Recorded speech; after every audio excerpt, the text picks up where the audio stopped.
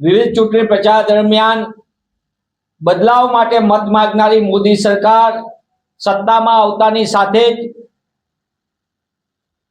Name changer તરીકે કામ કરી રહી છે। ચૂંટણી પહેલા સભાની અંદર ગેમ ચેન્જરની વાતો કરનાર મોદી સરકાર છેલ્લા 11 વર્ષની અંદર નામ બદલાવની કામગીરી એટલે કે નેમ ચેન્જર તરીકે કામ કરી રહી છે। કોંગ્રેસની વિશે ગમે તેમ અનાપ શનાપ આક્ષેપો કરવા, પણ એક પણ યોજના એવી નથી મોદી સરકારની કે જેમને પોતે શરૂ કરી હોય અને એનો શ્રેય લઈ શકે, કારણ કે એમને હંમેશા બદલાની ભાવનાથી કામ કરી રહી છે। અને એનું તાજેતરનું જ ઉદાહરણ સમગ્ર વિશ્વની અંદરની સૌથી મોટી રોજગાર યોજના મનરેગા, મહાત્મા ગાંધી રૂરલ આજીવિકા તરીકેની રોજગાર યોજના તરીકેની સફળતા, અને આ યોજનાને સંપૂર્ણપણે ખલાસ કરીને મહાત્મા ગાંધીના નામને ભૂસવા માટે, એમના વિચારને ભૂસવા માટેની જે માનસિકતા છે મોદી સરકારની, એના ભાગરૂપે આ એમને કામ કર્યું છે। દેશની અંદર ચાલતી કેન્દ્રના શાસનમાં શરૂ થયેલી નિર્મલ ભારત અભિયાન, એનું નામ બદલ્યું નેશનલ મેન્યુફેક્ચરિંગ પોલિસી, એનું નામ બદલીને મેક ઇન ઇન્ડિયા કરે। National girl child day programme, Beti Bachao Beti પઢાઓનો અભિયાન કરે, ભલે બેટી સલામત ન હોય ને શાળાઓ બંધ કરવામાં આવતી હોય, અને જુદી જુદી યોજનાઓ, સ્વાવલંબન યોજના હોય, નેશનલ ઈ ગવર્નન્સ પ્લાન હોય, આવી 30 થી વધુ યોજનાઓ, અને છેલ્લે મનરેગા યોજનાને પણ ખલાસ કરવાનું પાપ મોદી સરકારે કરીને દેશના લાખો શ્રમિકોના હક ઉપર તરાપ મારવાનું પાપ કર્યું છે। કોંગ્રેસ પક્ષે હંમેશા ગરીબ લોકો માટે, દેશના સામાન્ય લોકો માટે અને મધ્યમ વર્ગને એની તમામ ક્ષેત્રમાં પ્રગતિ થાય, એટલે કે શિક્ષણનો અધિકાર હોય, સામાન્ય નાગરિકને સશક્ત બનાવવાનો એટલે કે રાઇટ ટુ ઇન્ફોર્મેશન, માહિતી અધિકાર હોય, આદિવાસી સમાજને જંગલના જમીનના અધિકાર આપવાની વાત હોય, કે પછી ખેડૂતોને યોગ્ય વળતર સાથેની વાત હોય, કોંગ્રેસ પક્ષે હંમેશા એ કામ એ દિશામાં કર્યું ને મજબૂતીથી કર્યું છે। અન્ન સુરક્ષા કાયદો પણ ફોટો જેવી મોદી સરકારે હંમેશા કોંગ્રેસના શાસનમાં શરૂ થયેલી યોજનામાં પોતાનો ફોટો લગાડી અને રીબ્રાન્ડિંગ કરવાનો પ્રયત્ન કર્યો। મોદી સરકાર પોતાના શુદ્ધ બુદ્ધિ સાથે કામ કર્યું હોય અને પોતાની દીર્ઘદ્રષ્ટિ હોય તો પોતાના નામો પર પોતાની યોજના શરૂ કરી શકે, એમાં કોઈને કાંઈ વાંધો ન હોઈ શકે।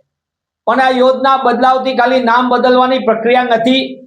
આના કારણે ધારો કે મનરેગા યોજના સંપૂર્ણ કાનૂન આધારિત રોજગાર યોજના, 100 દિવસની રોજગાર, ભાજપા સરકારે છેલ્લા 10 વર્ષની અંદર મનરેગા યોજનાને તોડી નાખવા માટે, એને સંપૂર્ણ ઢીલી પોચી કરી નાખવા, કમજોર કરવા માટે 42 દિવસથી 46 દિવસનો જ રોજગાર મળે તેવી અવ્યવસ્થાને અરાજકતા ઉભી, 100 દિવસ રોજગાર આપવાનો એટલે કે માણસ માગે ત્યારે રોજગાર આપવાનો, ડિમાન્ડ ડ્રિવન। પણ મોદી સરકારે ઉલટું કામ કર્યું, અને તેમ છતાં એમનું ત્યાંથી અટકા નહીં તો એ સંપૂર્ણ યોજનાને ખતમ કરવાનું પાપ પણ મોદી સરકારે કર્યું છે।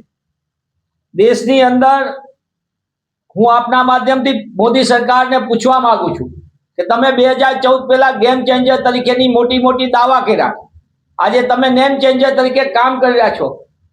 30 વર્ષ ગુજરાતમાં એક તો IIM કે NIT કે IIT બનાવી જુઓ, સેન્ટ્રલ યુનિવર્સિટી તમે બનાવી જુઓ, એ પ્રકારની સંસ્થા જેની ઉલટાનું સરદાર વલ્લભભાઈના નામ ઉપરની એમના દ્રષ્ટિકોણથી સ્થપાયેલી એ VS હોસ્પિટલ હોય તો એને ખતમ કરવાનું પાપ કર્યું મોદી સરકારે ગુજરાતમાં।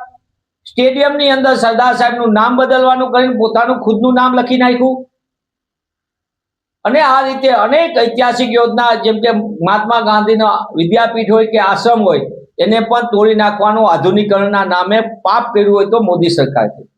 ત્યારે કોંગ્રેસ પક્ષ તરીકે અમે માંગ કરીએ છીએ કે મોદી સરકારની શુદ્ધ બુદ્ધિ સાથે તેઓ દેશના લોકોના કલ્યાણ માટે જો ખરેખર ઈચ્છતા હોય, અને એમને જે 2014 પહેલા વાયદો આપ્યો હતો બદલાવ માટેનો, એના માટે નક્કર કામગીરીનો દેશની જનતા સમક્ષ હિસાબ આપે।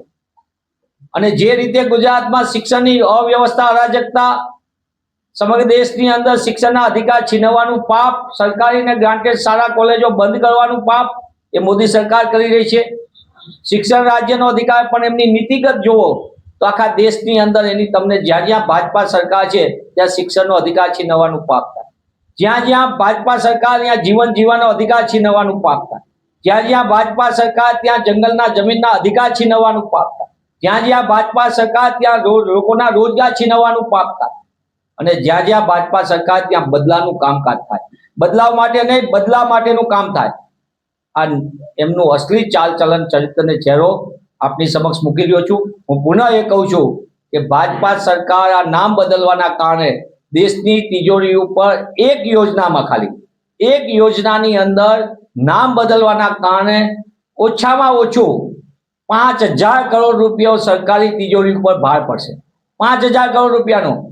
દેશની અંદરના 5 લાખ ગામની અંદર નવી સ્ટેશનરી થશે, નવા સ્ટેમ્પ બનશે, નવી પદ્ધતિઓ ઊભી થશે, નવી જાહેરાતો આવશે અને નવા નવા હોર્ડિંગો લાગશે. એનું બ્રાન્ડિંગ કરવા માટેનો ખર્ચ થશે અને મોદી સાહેબના કટઆઉટ લાગવા માટેનો ખર્ચ થશે. જે આ ને મારા જેવા સામાન્ય નાગરિકો, ટેક્સપેયર નાગરિકો દેશના એના ગજવા ઉપર લૂંટ ચાલે છે. જેમ કે પેટ્રોલ ડીઝલમાં લૂંટ ચાલે છે, જેમ કે એક્સાઇઝ ડ્યુટીના નામે લૂંટ ચાલે છે, જેમ કે સેસના નામે લૂંટ ચાલે છે. અને આ દેશમાં ચાલતી લૂંટના લાભાર્થી કોણ છે? એમના ચહેતા ઉદ્યોગપતિઓ. એટલા માટે હું પુનઃ કહું છું કે મોદી સરકારને થોડી પણ શરમ હોય. એમની ઉલટી ગિનતી શરૂ થઈ ગઈ છે.